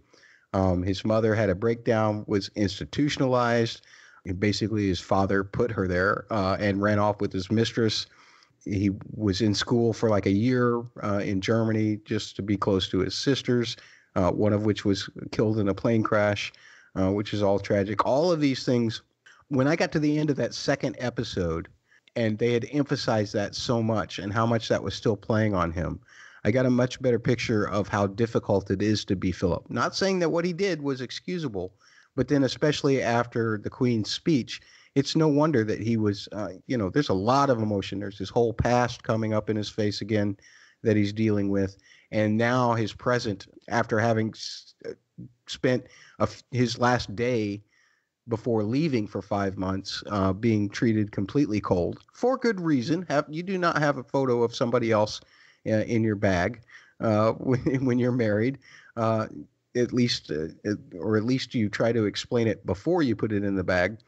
he did deserve some of that. But when he's sitting out there on the boat and Mike comes up to him and he's saying he's feeling homesick, what is he feeling homesick for? I mean, his whole childhood is something to feel homesick for because he was robbed of it.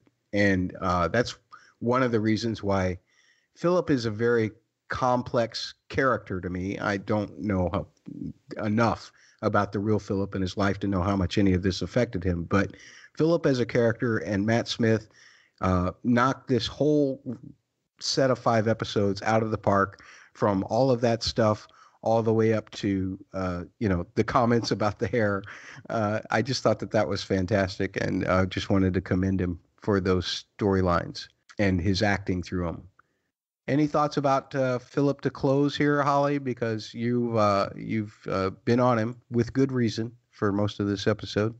I agree with you that it does inform some of his behavior. And I think the best parts of him it informs is his progressiveness. And I think that's some of his best contributions to being in the royal family is him pushing them forward as when he can. So good for him learning from his tragic past and his family's past and mistakes. That's as much credit as I'm willing to give him as of right now. So I think that's fair. Going forward. I think that's fair. I do agree. Matt Smith is amazing. He's really, really fantastic. So good job, Matt Smith. If you can make me forget that you were the Doctor by playing Prince Philip, you're doing a really good thing. And I can't wait to see Daemon Targaryen. Well, let's get back to some of Susan's feedback, because she's got a couple more points here regarding the last half of season 1. Bubba, why don't you tell us what her thoughts about episode 9 of that season? I will. We love this feedback. If you're listening to this podcast and you have thoughts, once again, please reach out to us at LilibetPod, at PHQ on Twitter. This is why we do the podcast, is to have these discussions with you. So Susan wrote, and now her feedback is on the end of season 1. She wrote, "My favorite bit in episode 9 was the discussion between Churchill and Sutherland, especially how it illuminated for Churchill that there was a deeper meaning to his continued use of the goldfish pond as a subject for his painting. It is well known that Churchill dealt with deep depression for many periods of his life." And Susan wrote that she honestly thought that Clementine appeared startled to find a servant burning the Sutherland painting in the end of the episode, especially after they discussed her approving of the studies for the painting. Did anyone else think that? That was her question. I have to be honest, I didn't think that, Susan. Yeah, I was spoiled by public record by looking this stuff up on the internet. And so that may have informed my interpretation as opposed to the interpretation that Susan came up with. But in regards to the Sutherland Churchill stuff, yeah, absolutely. Stannis always tells the truth. There's just no doubt about it. Holly, why don't you continue here with Susan's thoughts? Absolutely.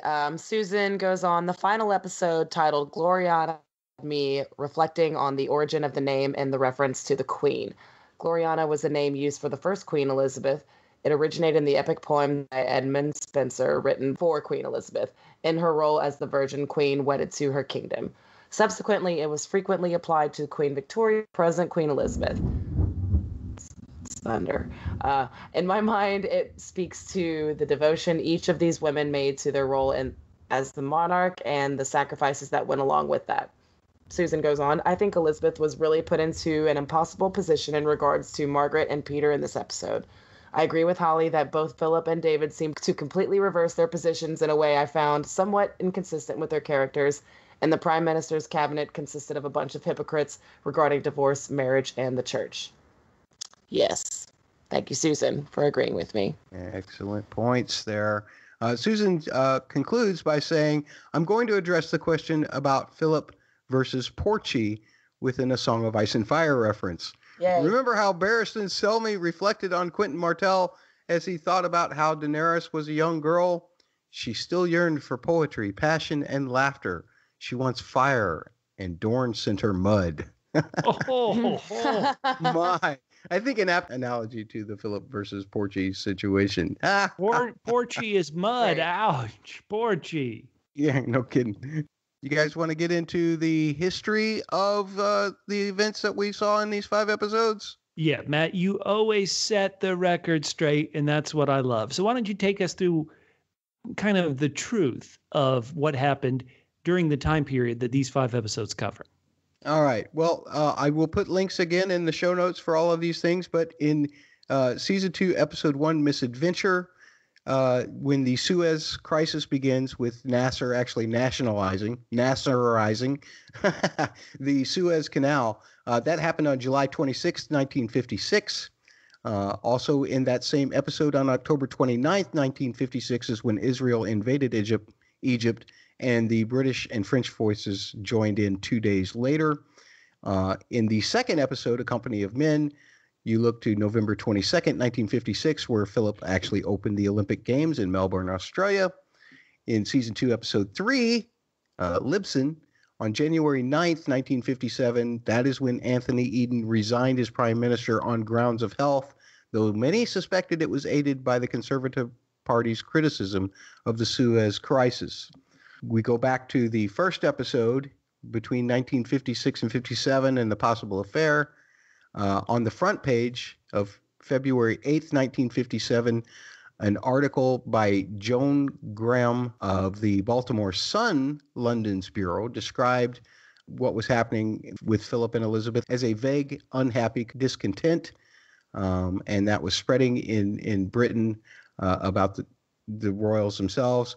And further went on to say that cafe society figures were daring to talk openly of a rift between Queen Elizabeth and the Duke of Edinburgh, and that spawned all of the press attention.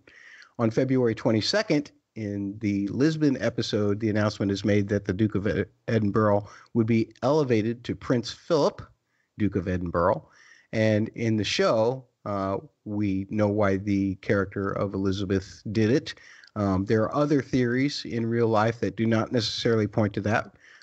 Not to go through all of them, but some of them was just the fact that Philip was just had expressed concern because he was restless. He didn't feel like he had enough duties, and it was kind of a placation of that rather than some kind of solving of some type of infidelity issue. Then we get to where the chronology gets really kind of wanky. Season 2, episode 5, Marionettes. This occurred on July 25th, 1957, and that was when Tunisia abolished its monarchy. And that's mentioned by Macmillan to Elizabeth in the episode.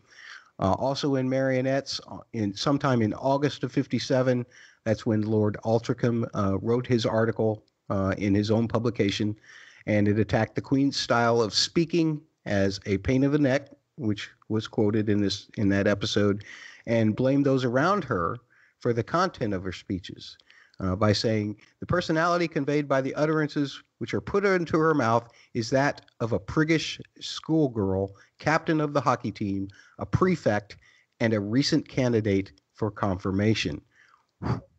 Man, no wonder Elizabeth was gruff with him. That's tough. That's tough words. We then go back to November 20th, 1957, but we're back in the episode 4, Beryl. That's the 10th anniversary of Elizabeth and Philip. In season 2, episode 5, Marionettes. On Christmas of 57, that was the first televised Christmas speech. And back to season 2, episode 4, Beryl, August 21st, 1958, is Margaret's birthday. This is the year that Margaret and Tony hooked up. They did meet at a party earlier in that year, but nothing really happened between them during until the photo shoot. And those are the events. So the Beryl episode, it seems like it was just, again, moved up because we simply hadn't gotten enough Margaret in the first 3 episodes, and we needed to check back in with that very important character. Here. That, yeah, is what it seems like to me. I've done a lot of talking. Are you guys ready to play another crazy game, one of Holly's favorites? Can't wait.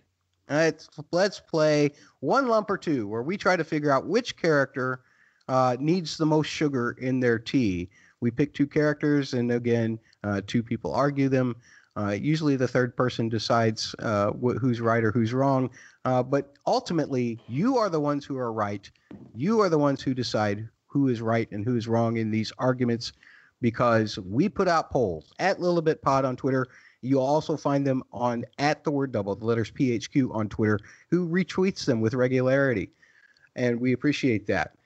These are one lumps or two from our last podcast, and this one was of specific interest because Bubba is winning with this question. And I think Holly won with this answer, but 500 votes on the 100 Twitter. That's like 5 out of 5. 100% said that painting needed to be added a lump. Great. Yes, and another question: who needs more sweetening in relation to their positions on the Margaret marriage, Margaret or Elizabeth? There were arguments that were fervent on both sides. It almost seems like 4 out of every 7 people voted for this in favor of Margaret over Elizabeth. That's 700 votes on the 100 Twitter. And finally, this last poll came in on Lilibet Pod, where we asked who needed more sugar, Elizabeth for trying to downsize the Commonwealth Tour attire budget, or the wardrobe man for trying to kill plants to attach them to every dress. And I win this one. We had a whopping 600 votes on this. It was almost like 5 out of 6 people voted for the wardrobe man, 83.3%. So I feel victorious in that, and that's why I made that one last, so I would sound right about a lot of things. Something I probably won't sound right about is the next arguments for our questions. Who wants to ask a question first? I'll go first. So you guys, this is once again, who needs that extra lump of sugar in their tea to sweeten them up, wake them up, give them that sugary boost of energy that they're going to need. So I'll do it for something I like to call a double B. Double D. B. A boss battle. So we're going for our PM. Which of these PMs need a boost of sugar, a little energy, a little pep in their step? Is it Anthony Eden for his Suez Canal crisis? Or is it Harold Macmillan or his wife stepping out on the side? Who needs an extra bit of sugar? I'll go to you first, Matt. Which one of these PMs need a little sweetness? This is very, very difficult for me. This is very, very difficult. But I'm going to go, and I feel that I'm completely right. I'm going to go with Anthony Eden in this case. I feel like that, maybe unlike for the rest of us, maybe a little sugar might have calmed him down in terms of, his need for Jamaican ganja. Maybe he could have, his gallbladder could have lasted a little longer if it was just a little sweeter. What do you say, Holly? I say you are absolutely wrong. If the strongest barbiturates on the planet couldn't do it for him, a lump of sugar he's got to be holistic, Holly. He's got to be holistic. That's a double H. He's got to just go to the natural things. No, well, that's what he went to Jamaica for, and that didn't work out that well for him. So. No, it's definitely Macmillan. He needs more sugar. He is not doing the best in his position as prime minister so far, and that dude needs something to cheer him up. Give him some sugar. I feel like I might have to concede on this one, but we will put it up to you folks. Because I'm still reveling in the fact that Susan was wrong about her interpretation of the plants. So I'm feeling very liberal. I will put it on the Lilibet Pod poll. That's Lilibet Pod, and it will be retweeted on the word double, the letters PHQ, Twitter as well, if you prefer to follow them, which we encourage. Holly, because I feel like you won that one, perhaps you should ask a question next. Okay. Who gets 1 lump or 2 sugars? The Queen for having to listen to legitimate but hard to hear feedback on how the monarchy should progress forward, or the Queen Mother for having to watch the power of the monarchy be stripped away slowly and surely, bit by bit. Well, I'll just say it. It's the Queen Mother. Yeah. Losing your power is sour. Hello. It's rhyme time. And so she needs a little sweet treat of sugar. Give it to the Queen Mother. Booyah. I'm just saying, Bubba, that you're completely wrong simply for one reason. Charteris has horrible taste in furniture. The Queen couldn't possibly sit still in that chair as she was listening to a man badger her up and down. She's totally, just her appearance with him and the way she Houdini'd herself in and out, I think implies that she could use a little bit of sweetening. How many secret doors does that place have? Bubba wins, but I really want to All continue right. this discussion on where the secret door actually was in that room. I'm really curious now. Let's continue that. Did she just pop up was she behind the desk the whole time? Like hiding until they were Hiding done? under the desk, the same way JFK's kid was. The queen would never. No. No. A bookshelf sliding door? I think that's it. We figured it out, folks. No need for theories here, unless Bubba has some kind of theory that doesn't work with that. No, keep going. Let's hear your question, Matt. Okay, well, let's get to my question then. I feel like that this is the most important question that should be asked. Who needs more sugar in their tea? Someone being drugged to a duel, or someone who needs a supplicant as a subject? That's double D's and double S's. Ooh. Man. Boy, Billy Wallace or Taj? Who needs more sugar in their tea? I'm going to say Wallace needs more sugar in his tea because he didn't have a choice. And Margaret could tell that he had been there before. He had been doing that before. He knew what he was doing. He's fine. Poor Billy had never thought he'd be in a duel. And we saw how he reacted. Was shot in the leg. Yeah, before he was shot in the leg, he was crying. He needs some sweetening, some pepping up. He was sane during that moment. Don't take me to a duel. Come on. Whose guns are those anyway? They look like they were 200 years old. True test of character right there. Billy gets the sugar. Okay, so you're making me give a lump of sugar to a character I hate. So let's talk about it. That photographer should have the lump of sugar. Why? Maybe that SOB will get diabetes. That's the only thing I can think of. Oh my. Nobody likes Taj like I do. Let's get on to our music. We will put all of those up on the polls so that anywhere from 600 to 900 of you can vote on the 100 Twitter for those. And we can give you the results, which are often kind of like 5 out of 6 people, simply because that's the way the math works. You all vote very evenly. I appreciate that so much. The music for this episode was wonderful. First of all, we're in a new season, and we've got a new composer added to the main credits. Lauren Balfe. Welcome, Lauren Balfe. Yay, Mr. Balfe. Holly and I know him very well from our podcasting with The Dust, the Dust podcast, which you can also find as part of the Double B. And he's a wonderful guy. He really works on stuff. He did also work on season 1, but not to the degree where they felt like he needed to be credited, except during the end credits. And there are 2 themes that we've already discussed a lot that happened in these 5 episodes, but I'll discuss on that in just a second. So one new theme that happened in this particular episode, Bubba, is a theme that kind of went along with the Suez Canal storyline, but it's mostly heard in the first episode, Misadventure. It does underpin a lot of Eden's reactions to the situations in the Suez, but it's really pronounced during the cabinet meeting, or most pronounced, as he calls for war. And appropriately, the track is called We Shall Go to War on the Season 2 official soundtrack, track 11.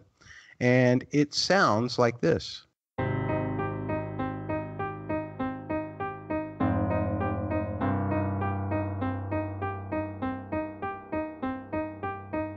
Now, one of the things that's really interesting about this theme to me is actually the instrumentation, which we haven't talked a lot about in terms of timbre or whatever, but there's a very prominent electric bass playing those bottom notes that you just heard on the piano, which really rounds out the sound and gives it this kind of ominous bottom, which I really loved. It couldn't possibly be because it's in the key of C, and if you're a bass player, then you know that the lowest note that you get on a 4-string bass is an E. So it had to be either a tuned down 4-string, tuned down to the B tuning, or it had to be a 5-string bass.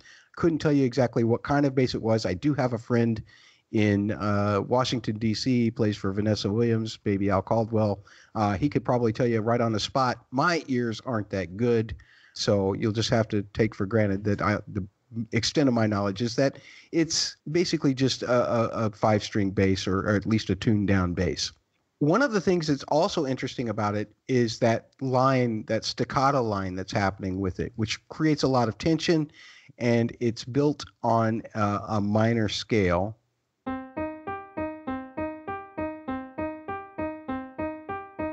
Minor, again, remember, implicates serious or whatever. We wouldn't want to hear that as major, because then it would sound like happy, frolicking. Here instead, it has kind of a creepiness to it, which indicates a plan. Something else, though, and I think this came from the title, and the directors just decided to use it. This particular cut is also duplicated when Eileen first goes to the lawyer. She's about to go to war with her husband, which I thought was an interesting way to dovetail those two ideas together as well. And that's pretty much that theme. Let's talk about some of the themes that we've already talked about as well.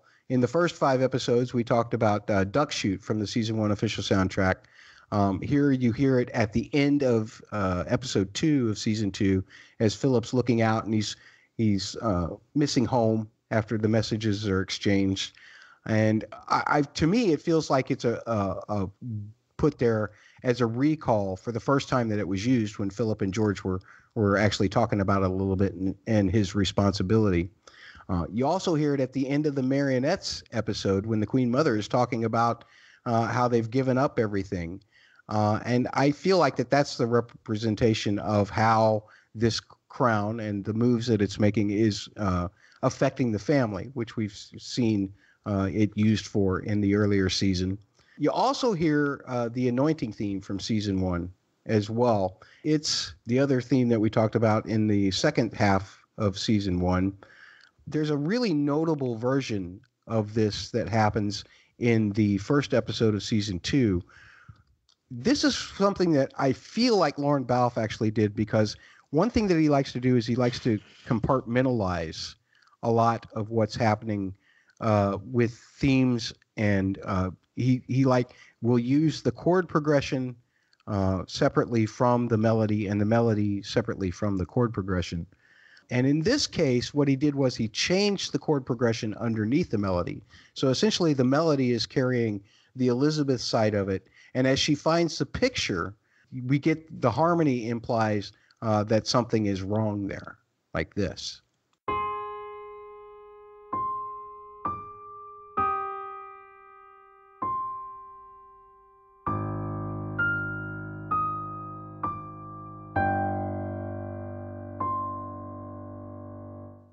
Now, the way that varies just a little bit from the original, let me just play the original for you here, and you'll hear just a slight difference in the way that the bass notes are played. Again, as opposed to here, where the notes have been shifted to go lower, and there's no rising of the harmony or anything like that. And so what happens is you get this sinking feeling from it. You also get a sense that it needs to resolve somewhere, and it doesn't. It feels like it's incomplete, and that also helps to create tension as well. There's a couple of other things that happen that are really of note that you can find on the Season 2 official soundtrack that I'm not going to break down because it really only happened one time. But if you're interested in finding them, there's 2 pieces of music during radio speeches that you can find on the Season 2 official soundtrack. On track 7, you can find Radio Message, which is used for the second half of Philip's speech, and it also carries on through to Elizabeth kind of rearranging her speech before she makes hers. Now, the music that happened during Elizabeth's speech is not on the soundtrack. I thought it was of note. I thought it was very pretty, but I don't recall a time that we've heard it before or since, so I'm going to leave that one out. The other radio message was during the Christmas message that she gave in the Lord Altrincham episode, episode 5, Marionettes. And you can find that on the Season 2 official soundtrack. It's used there as she is giving her first televised speech. Man, just playing that, Matt, playing that music, it really takes you back to those moments of that tension that you were talking about. And it's lovely. Even if it's tension filled, it is kind of lovely as you played it there. I appreciate it. But let's get to the rest of this feedback here. We have an Instagram. I guess it was a message to Double PHQ, Bubba? Right. We put out a new photo on Instagram. It wasn't about the crown. So someone worried for a bit. Lady_knee_UK asked, no more the crown analysis? And we had to let this Instagram person know, hey, we're going to do it. So lady_knee_UK wrote back, yes, just noticed the date. It's such a joy to listen to your analysis down to the music.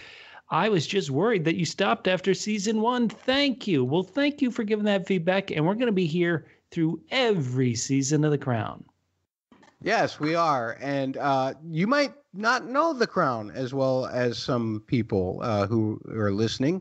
And you can discover The Crown the same way that Grumpy Gobert did on Facebook by saying that, the Netflix's new Play Something feature tricked me into watching The Crown. That's awesome.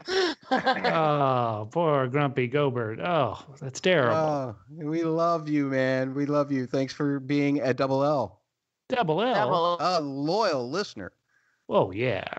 Yeah. Bubba, any updates? Is anybody listening to us at all? I just wanted everybody to know that here we are. We're 3 Americans talking about this great Netflix show, The Crown. And so it made me think, well, would actual people from the United Kingdom actually listen to Americans talk about something that's their history and their kind of story? Or would they be like, mind your own business? So I looked at the countries that have been downloading the podcast. And yes, the United States is number 1 in downloads, but number 2 is the United Kingdom. Beneath that, we've got some former subjects. I'm not sure exactly how they are described, but Ireland and Canada are next up. Germany's there for Prince Philip. We've got Israel, Norway, Belgium, Australia, Philippines, United Arab Emirates, Japan, South Africa, Denmark, Cyprus, Spain, Netherlands, Singapore, Estonia, there you go, and Poland. We love all our international listeners. This is a great show that is loved around the world, and we love getting downloads from all those great countries. You know what concerns me, Bubba, is the fact that we have all of these wonderful people from all of these wonderful different countries downloading and listening to us, but we're not getting a whole lot of feedback. Maybe we should remind them that they should tweet to @double, the letters PHQ on Twitter and submit their thoughts about any of these episodes that we've been covering. Or maybe they can tweet @LilibetPod, LILIBetPod on Twitter. They can even check out and comment on our YouTubes, which you can find by searching Double P Media on YouTube. You can also find Double P Media on Facebook. Go to facebook.com/double, the letters PHQ there, and leave comments when we put our posts up. We want to hear from you. We want to hear your thoughts because, my thoughts are going to be pretty average, pretty pedestrian. We want to hear some good thoughts from all of you. Heck yeah. And that should wrap up this particular episode of the podcast. I really enjoyed talking about these episodes with you guys. I appreciate you taking the 15 hours to do this podcast with me. But once again, don't forget to follow the podcast's Twitters and go to Facebook and all of that stuff. Bubba, if people want to reach out to you personally and tell you how wrong you are about most of your what's worse, how do they do that? Well, if they're going to reach out and attack me, my Twitter handle is @DonaldJ.Trump. No. But if you are going to reach out to me and thank me and discuss this great show with me, I'd love that. To be honest, @double PHQ, the word double, the letter PHQ is great. You can also just yell at me individually @FitandTrim. That's FITTENTRIM @FitandTrim on Twitter. I gotta say, I forgot Donald J. Trump he doesn't have a beard. You forgot him because he doesn't have a beard. Oh, man. What a blessing. Holly, you above all else, you've done more podcasts with me. Well, maybe Bubba's done almost as many, but you've done a whole lot of podcasts with me. So nobody more than you is qualified to tell people how much I am really like Billy Wallace. How do they ask you the question? You threw me. You can find me on Twitter @HuntPants. That's it. That's weird. It's not weird. It's just at Hunt Pants on Twitter. Yeah. And again, you can find this podcast at Lilibet Pod. Don't forget that we will return. Do you know why? Because when it comes to the crown, the podcast is the job.